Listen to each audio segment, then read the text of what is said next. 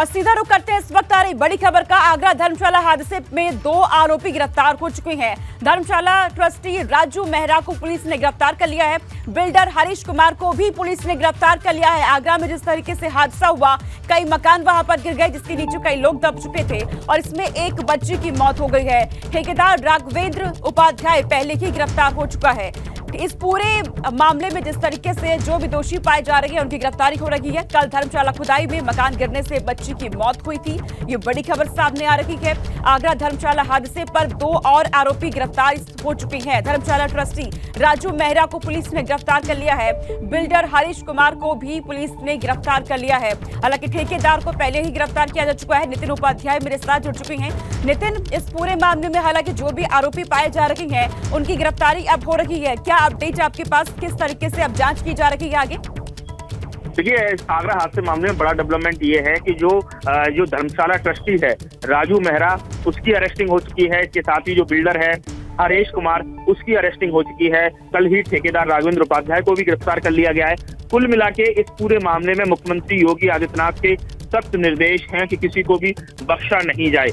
लेकिन सवाल यह है कि कई सारे ऐसे भी लोग हैं जो एफआईआर में नेम्ड नहीं है, लेकिन जिसका इस जो बिल्डिंग बन रही थी, जो बड़ा कॉम्प्लेक्स बनने जा रहा था, उसमें जिन्होंने फाइनेंस किया हुआ था और जिनकी भूमिका को पुलिस को बहुत ही गहराई से जांचने की जरूरत है, ऐसे लोग अभी भी बचे हुए हैं। लेकिन हाँ, ये बात जरूर है कि पुलिस ने रात भर दबिश दी और उसकी अरेस्टिंग दोनों की हो गई है। पूछताछ की जा रही है और ये भी पूछताछ की जा रही है कि क्या उन्होंने नक्शा पास कराया था, क्या वो कितने नियमों के विरुद्ध जाकर, क्यों मानकों के विरुद्ध जाकर वो गहराई में वो कार्य करा रहे थे। ये सारी चीजें हैं। इस मामले में लगातार एबीपी गंगा प्रमुखता से खबर दिखा रहा है। आगरा विकास प्राधिकरण किस तरह से अपनी गर्दन बचाने में जुटा हुआ है। सवाल ये भी है कि आगरा विकास प्राधिकरण के तमाम जो इंजीनियर हैं, तमाम जो सेक्रेटरी हैं, वीसी हैं, ऐसे अधिकारी की जिम्मेदारी कब तय की जाएगी, क्योंकि इन अधिकारियों की वजह से ही शहर में लगातार अवैध तरीके से इमारत बनती हैं और कहीं ना कहीं एक मिली भगत के गठजोड़ के जरिए आंखें बंद रहती हैं। और जब कोई बड़ा हादसा होता है, सवाल खड़े होते हैं। पहले ही अगर कदम उठाए गए होते, इस समय रहते, अगर सतर्क हो चुके होते, ये तेजी पहले दिखाई गई होती, तो आज ये बच्ची जिसकी मौत हो गई है वो बीच होती हमारे। देखिए, बिल्कुल, देखिए, इस मामले में बहुत ही दर्दनाक हादसे में एक बच्ची की मौत हो गई है। कई सारे जो परिवार के लोग हैं रात भर सो नहीं पाए हैं। ज्यादातर लोगों ने अपना घर छोड़ दिया है, पलायन के लिए मजबूर है। मैंने अभी विजुअल्स में ये देखा कि किस तरह से लोग सिलेंडर, गैस, चूल्हा, जरूरत का सामान लेकर अपने रिश्तेदारों के घर जा रहे हैं। अस्थायी तौर पर किसी धर्मशाला, किसी होटल में रहने जा रहे हैं। ये बहुत बड़ा, इस समय कहा जाए करीब 100 से ज्यादा जो लोग हैं उनके लिए एक तरह से त्रासदी बनकर ये हादसा सामने आया है। कोई भी ऐसे इंतजाम नहीं किए गए जो मुख्यमंत्री के निर्देश हैं। मुख्यमंत्री ने कहा कि इनके रहने खाने का इंतजाम किया जाए, इनको ठहराने का इंतजाम किया जाए और अस्थायी तौर पर कुछ वक्त के लिए जीविकोपार्जन के लिए कुछ सहायता राशि दी जाए, बच्ची के परिवारजनों का निःशुल्क इलाज किया जाए। लेकिन ये सारी चीजें घोषणा तो मुख्यमंत्री की तरफ से कर दी गई हैं, लेकिन हकीकत में धरातल पर जो राहत घोषणा के तौर पर हुई है वो नजर नहीं आ रही है। लोगों में जबरदस्त आक्रोश है। कोई भी मौके पर प्रशासनिक अधिकारी या पुलिस का अधिकारी इस समय नहीं है। हाल ये है कि जब 24 घंटे ही इस हादसे को होकर गुजरे हैं। कुल मिला के कहा जाए, ये बहुत बड़ा सवाल है। आगरा में स्थिति बहुत ज्यादा खराब है। कई सारी बिल्डिंग्स ऐसी हैं जहां तय मानकों से भी काफी नीचे गहराई तक इस तरह की खुदाई होती है। बिल्कुल नितिन, बड़ा सवाल बनता है और वही कि ये जो अब तेजी दिखाई जा रही है, इस समय रहते अगर प्रशासन दिखाए तो इस तरीके से लापरवाही जो सामने आ जाती है ये ना आ पाए। बहुत शुक्रिया नितिन, तमाम जानकारी हम तक पहुंचाने के लिए। लखनऊ बिल्डिंग हादसे के बाद सरकार और अधिकारी एक्शन मोड में नजर आ रही हैं। यजदान बिल्डर पर जल्द बड़ी कार्रवाई शुरू होगी। एलडीए आज से यजदान बिल्डर की कई बिल्डिंग को चिन्हित करने का काम शुरू करेगा। यजदान की जितनी भी बिल्डिंग है उनको चिन्हित कर अवैध निर्माण ध्वस्त करने का निर्देश दिया गया है। इसके अलावा बिल्डिंग हादसे पर गठित 3 सदस्यीय समिति आज अलाया अपार्टमेंट मामले में बैठक भी कर सकती है। इस कमेटी को 1 हफ्ते में रिपोर्ट सौंपने के लिए कहा गया है। तो अलाया अपार्टमेंट जिस तरीके से गिरी थी, पलक झपकते ही भरभरा कर पूरी की पूरी बिल्डिंग गिर जाती है और जिसके नीचे कई लोग दब से दब जाते हैं। हालांकि लगातार वहां पर रेस्क्यू ऑपरेशन कई घंटों तक चला, लेकिन इस पूरे मामले में 3 लोगों की मौत यहां पर हो जाती है। और ये जो बिल्डिंग थी अलाया अपार्टमेंट, ये भी यजदान बिल्डर की थी और इसीलिए अब इस पर एक्शन लिया जाएगा। तो देखिए इस पूरे मामले में अब इमारत हादसे पर एक्शन क्या क्या हुआ ये आपको बता देते हैं। जल्द ही यजदान बिल्डर पर अब कार्रवाई यहां की जाएगी। यजदान बिल्डर की इमारतों की पहचान करने का काम भी अब शुरू हो चुका है। एक्शन मोड में आ चुके हैं लखनऊ विकास प्राधिकरण और इसी के साथ यजदान के अवैध निर्माण पर भी अब एक्शन शुरू हो चुका है और एक्शन अब लिया जा रखा है। जांच कमेटी की आज बैठक संभव है, आज बैठक हो सकती है। जांच कमेटी बना दी गई थी, 3 सदस्यीय कमेटी बनाई गई। लखनऊ में इमारत गिरने से 3 की मौत इसमें हो चुकी। जांच के लिए 3 सदस्यों की कमेटी गठित कर दी गई है जो इस पूरे मामले की जांच करेगी और जो भी दोषी पाया जाएगा उसको यहां पर सख्त से सख्त सजा दी जाए, ये निर्देश दिए गए हैं। सीएम योगी आदित्यनाथ जो खुद इस पूरे मामले में बने हुए हैं, संपर्क उन्होंने अधिकारियों के साथ साधा हुआ है क्योंकि जिस तरीके से लाया अपार्टमेंट में हुआ अवैध निर्माण वो था यजदान बिल्डर का। इससे पहले भी यजदान बिल्डर की कई जो बिल्डिंग है वो ध्वस्त हो चुकी है। यहाँ पे भी बड़े सवाल खड़े हुए क्योंकि ये जो बिल्डिंग थी अलाया अपार्टमेंट मुख्यमंत्री आवास से मात्र 1 किलोमीटर की दूरी पर। ऐसे में सवाल कई खड़े हुए कि इस तरीके से जो भ्रष्टाचार बिल्डर्स है वो दुस्साहस कैसे कर जाते हैं, अधिकारियों की नाक के नीचे सब कुछ होता है। लखनऊ में अलाया बिल्डिंग हादसे में मृतकों की संख्या बढ़कर अब 3 हो चुकी है। मलबा हटाने के दौरान रेस्क्यू टीम को एक और महिला का शव मिला है। इसके बाद इस पूरे हादसे में अब तक 3 महिलाओं ने अपनी जान गंवा दी है। कल जिस शबाना नाम की महिला का शव मिला वो उन्नाव से टीचर बताई जा रही हैं। तो देखिए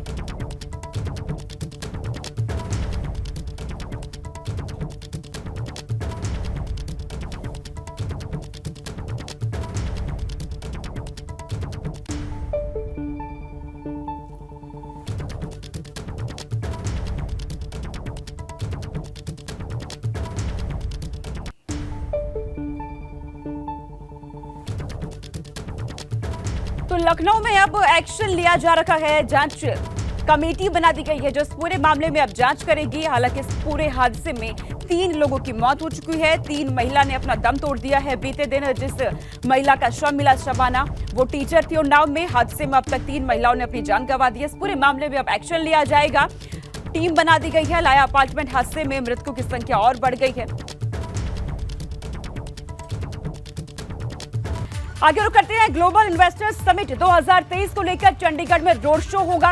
रोड शो के माध्यम से घरेलू निवेशकों को टीम योगी साधने की पूरी कोशिश करेंगी। होटल ताज में 34 उद्यमियों के साथ टीम योगी की बैठक होने जा रही है। निवेशकों के सामने नए यूपी की तस्वीर रखी जाएगी। मंत्रियों के साथ इस बैठक में hero cycle, Asian cement, tried, NRI paper work solutions, Himalayan international private limited सहित कई कंपनियों के CEO भी शामिल होने जा रहे हैं। ग्लोबल इन्वेस्टर समिट 2023 को लेकर चंडीगढ़ में अब रोड शो जिसमें यूपी की तस्वीर सामने रखी जाएगी।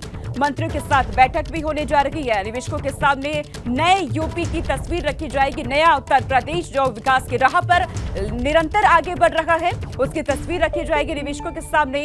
होटल ताज में 34 उद्यमियों के साथ टीम योगी की बैठक होने जा रही है। उससे पहले रोड शो होगा और इस रोड शो के माध्यम से घरेलू निवेशकों को साधने का काम करेगी टीम योगी। उसके बाद ये बैठक होगी। होटल ताज में ये बैठक होने जा रही है जिसमें 34 उद्यमियां शामिल रहने वाले हैं।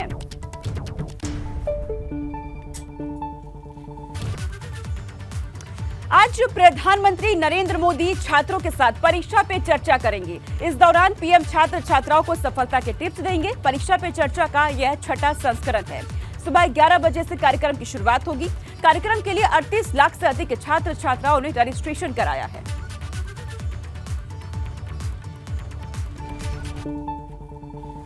पीएम नरेंद्र मोदी आज छात्र छात्राओं को सफलता के टिप्स देंगे। 6वां संस्करण है ये परीक्षा पे चर्चा का जिसमें प्रधानमंत्री नरेंद्र मोदी छात्र छात्राओं से बातचीत करते हैं और उन्हें ये समझाते हैं कि कैसे तनाव से मुक्त रहना है। परीक्षा के दौरान जो भी तनाव सामने आ रही है, मेंटल प्रेशर पड़ता है आपके मानसिक स्वास्थ्य पर, उससे कैसे आपको निपटना है, ये सारी चीजें, ये सारे मंत्र जो कि पीएम नरेंद्र मोदी बच्चों को यहाँ पर समझाते हैं क्योंकि बोर्ड के जो एग्जाम है वो अब बेहद नजदीक आ चुकी हैं। ऐसे में यहाँ पे जो भी छात्र छात्राएं पहुंचने वाले हैं वो बोर्ड के विद्यार्थी हैं और सुबह 11 बजे से कार्यक्रम की शुरुआत होने जा रही है।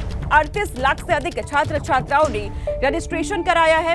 एक वार्षिक कार्यक्रम ये है। हर साल पीएम नरेंद्र मोदी छात्र छात्राओं से परीक्षा पे चर्चा करते हैं जब भी बोर्ड के एग्जाम नजदीक आ जाते हैं और इस दौरान टिप्स दिए जाते हैं सफलता के।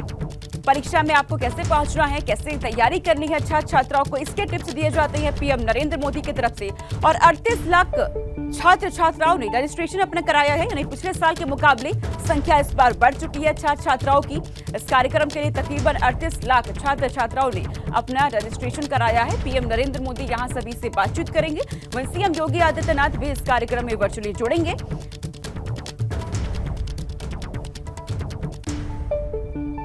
तो पीएम नरेंद्र मोदी का गुरु मंत्र अब आप जानिए। साल 2018 में 22,000 छात्र इसमें देखिए शामिल हुए थे। वहीं जब 2019 में परीक्षा पर चर्चा हुई थी तो तकरीबन 1,58,000 छात्र यहां पहुंचे। और साल 2020 में जब परीक्षा पे चर्चा होती है तो 3 लाख छात्रों की संख्या यहां पर बढ़ती है। और 2021 की अगर बात की जाए, 2021 में 14 लाख छात्र छात्राओं की संख्या यहां पर और बढ़ जाती है।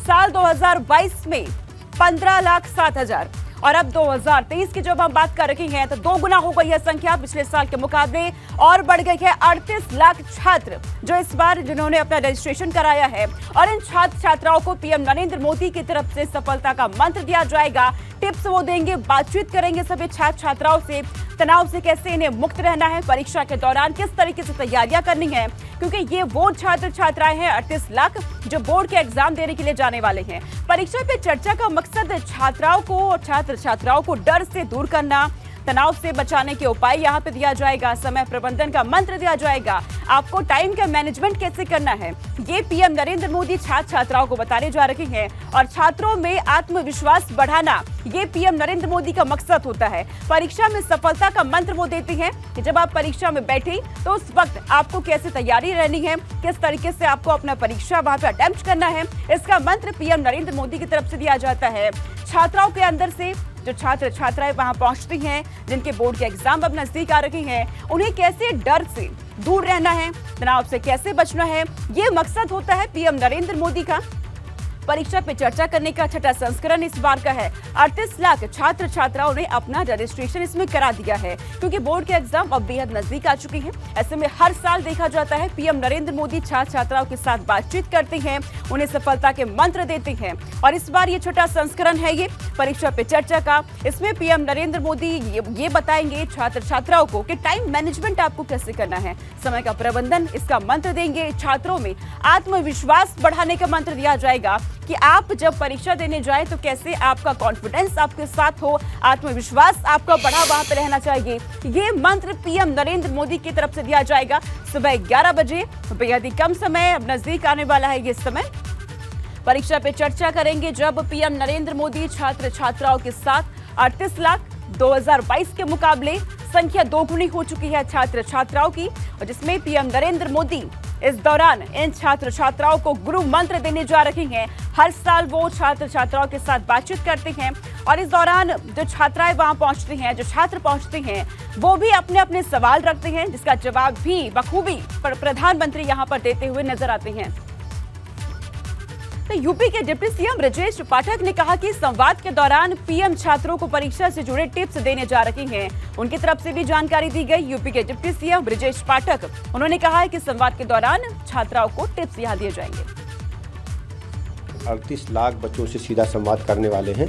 बच्चों में जिस ढंग से परीक्षा के दौरान तनाव आता था, फ्रस्ट्रेशन आता था, उसके अलावा परीक्षा को वो एक बहुत अपने जीवन के लिए बड़ी चुनौती मानते थे। आदरणीय प्रधानमंत्री जी के संवाद से बच्चों में भय का माहौल दूर होगा और उनको अच्छे से परीक्षा देने का अवसर मिल पाएगा। और आदरणीय मुख्यमंत्री जी आज लैपटॉप का वितरण भी कर रहे हैं बच्चों को।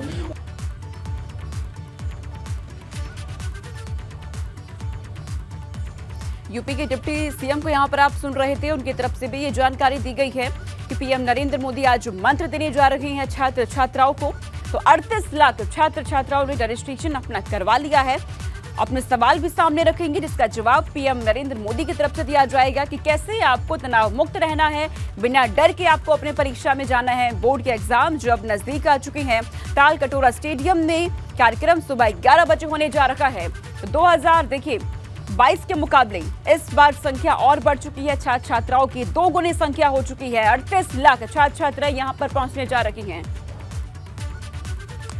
तो परीक्षा पे चर्चा कार्यक्रम में सीएम योगी भी शामिल होंगे। लखनऊ स्थित सैनिक स्कूल पहुंचकर सीएम योगी कार्यक्रम में शामिल होने जा रहे हैं। यहां सीएम योगी बच्चों को परीक्षा जो होने जा रही है उसको लेकर उनकी तरफ से भी मंत्र दिया जाएगा और साथ ही पीएम मोदी की एग्जाम वॉरियर्स किताब भी बांटेंगे सीएम योगी आदित्यनाथ। इसके अलावा माध्यमिक शिक्षा विभाग के छात्र छात्राओं को टैबलेट भी बांटा जाएगा। सीएम योगी विद्या समीक्षा केंद्र का लोकार्पण करेंगे।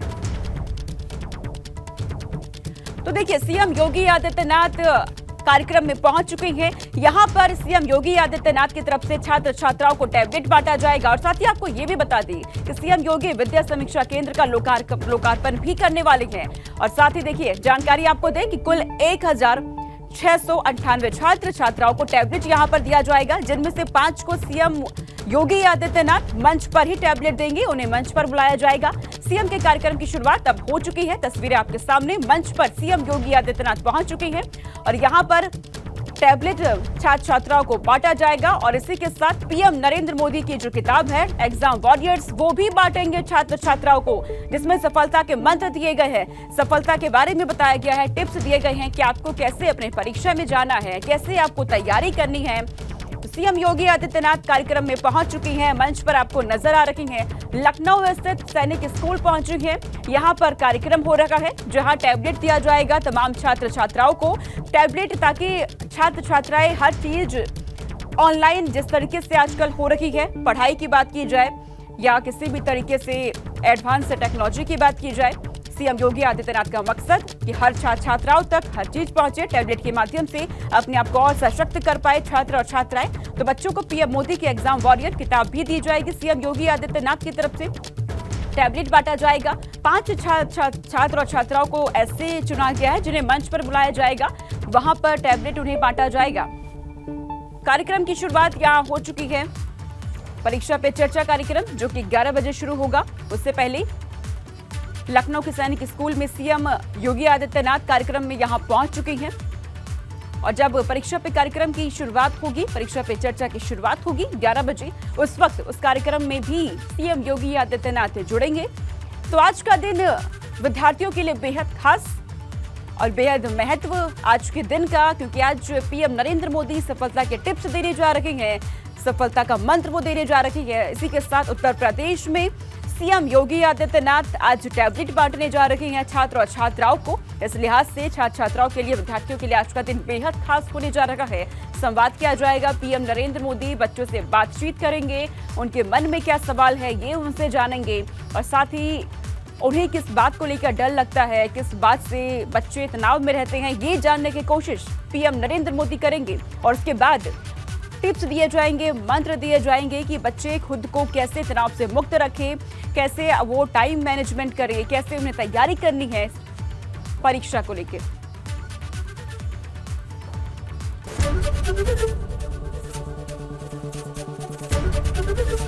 एबीपी गंगा, खबर आपकी, जुबान आपकी।